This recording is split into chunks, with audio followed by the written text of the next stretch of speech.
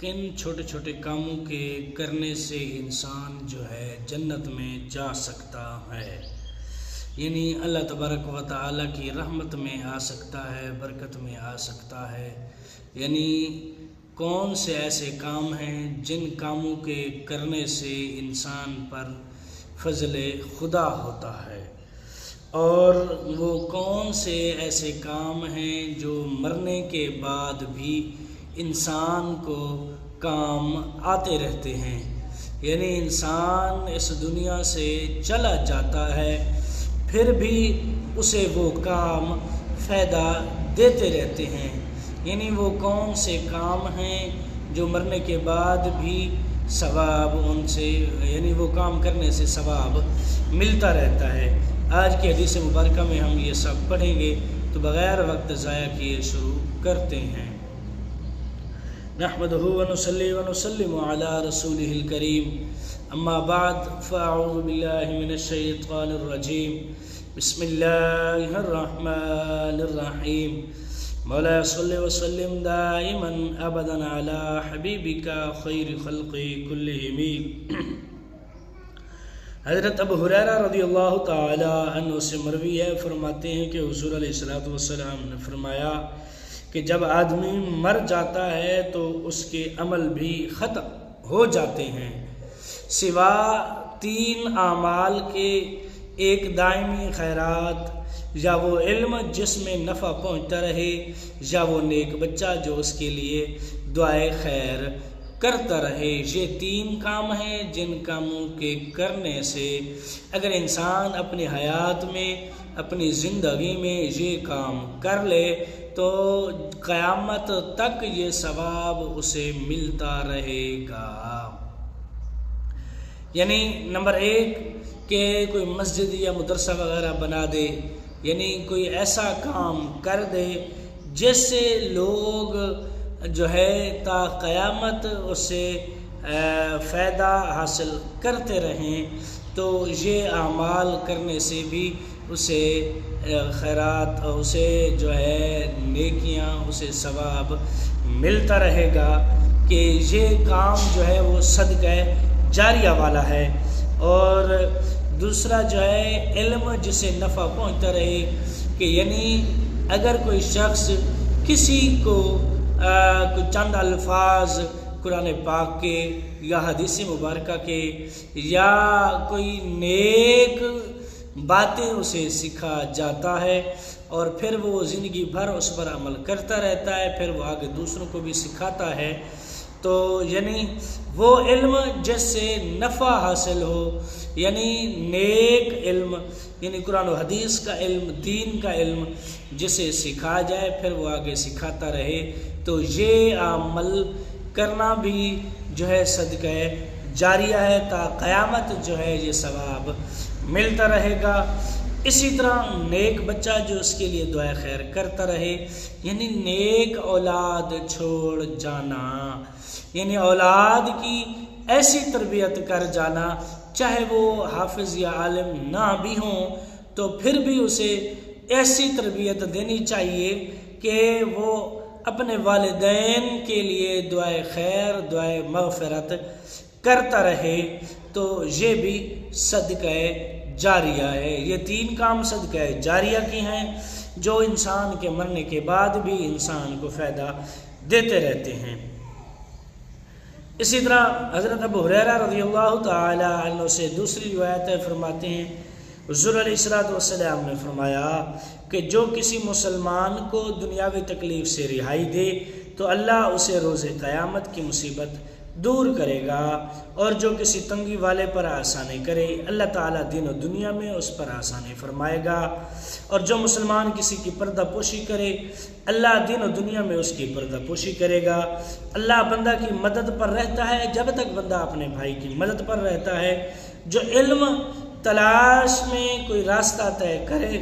تو اس کی برکت سے اللہ اس پر جنت کا راستہ آسان کر دے گا، اور جو کوئی قوم اللہ کے گھروں میں سے کسی گھر میں قرآن پڑھنے اور آپس میں قرآن سیکھنے سکھانے کے لیے جمع نہیں ہوئی، مگر ان پر دل کا چین اترتا ہے، اور انہیں رحمت ڈھانپ لیتی ہے اور فرشتے گھیر لیتے ہیں، اور اللہ اسے اس جماعت میں یاد کرتا ہے جو اس کے پاس ہے، جسے عمل پیچھے کر دے اسے نسب نہیں بڑھا سکتا۔ یعنی یہ حدیث مبارکہ بہت ہی آسان اور سمپل سی ہے کہ حضور علیہ السلام نے فرمایا جو کسی مسلمان کو دنیاوی تکلیف سے رہائی دے تو اللہ اسے روز قیامت کی مصیبت دور کرے گا۔ یعنی اگر کوئی بندہ مسلمان بھائی پر اس دنیا میں اس پر بھلائی کرتا ہے تو یعنی اس کی کوئی بھی مصیبت دور کرتا ہے، اللہ تبارک و تعالی قیامت کی جو ہے مصیبت اس سے دور کرے گا جو کسی نے اس دنیا میں اپنے کسی دوسرے بھائی کی مصیبت دور کی ہوگی۔ یعنی یہ بہت ہی چھوٹے چھوٹے کام ہیں جن کے کرنے سے انسان جنت میں جا سکتا ہے۔ دیکھ لو، اگر کسی مسلمان کو جو ہے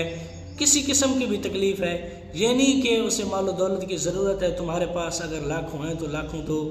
ہمیں تو اسے 10 20 15 20 جو ہے 150 اسے نہیں دے سکتے، اسے 10 20 150 بھی دے سکتے ہو، یعنی کچھ نہ کچھ تو اس کی مصیبت کم ہوگی۔ اسی طرح اور بھی کئی سارے مسئلے مسائل ہوتے ہیں جو چھوٹے چھوٹے ہوتے ہیں، ہم دور کر سکتے ہیں، لیکن ہم کرتے نہیں ہیں۔ ہمیں کرنا چاہیے، یہ چھوٹے چھوٹے اعمال ہیں جن کے کرنے سے ہم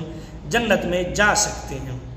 پھر آگے فرماتے ہیں جو کسی تنگی والے پر آسانی کرے اللہ دین و دنیا میں اس پر آسانی فرمائے گا۔ اگر کسی کا کوئی مسلمان بھائی، ہمسایہ یا کوئی مسافر، یعنی جو بھی مسلمان مصیبت میں ہو، تنگی میں ہو، پریشانی میں ہو،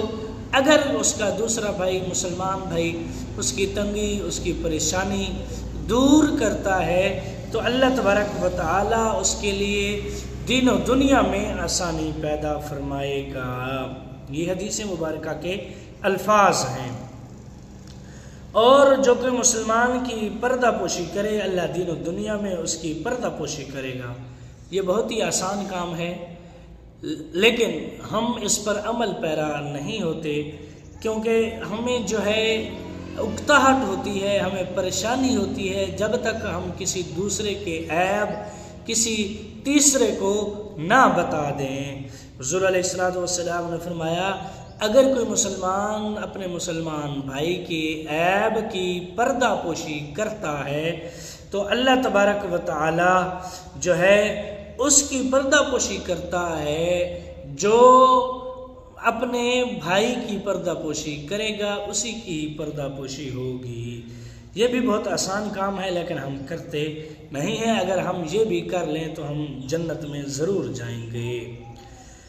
تو فرمایا کہ جو تلاش علم میں کوئی راستہ طے کرے تو اس کی برکت سے اللہ اس پر جنت جو ہے واجب کر دے گا، آسان کر دے گا۔ یعنی جو علم دین حاصل کرنے کے لیے کسی دوسرے ملک جائے، کسی دوسرے شہر جائے تو اس کے لیے بھی جنت کا راستہ آسان ہوگا۔ اللہ پھر آگے فرماتے ہیں کہ اللہ کہ گھروں میں اگر کوئی قوم بیٹھ کر قرآن پڑھتی پڑھاتی اور سیکھتی سکھاتی ہے تو اس پر جو ہے اللہ تبارک و تعالیٰ کی رحمت نازل ہوتی ہے، بلکہ اللہ تبارک و تعالیٰ کی رحمت اسے ڈھانپ لیتی ہے اور فرشتے جو ہے اسے گھیر لیتے ہیں۔ یعنی اگر مسجد میں بیٹھ کر اللہ تبارک و تعالیٰ کی عبادت کی جائے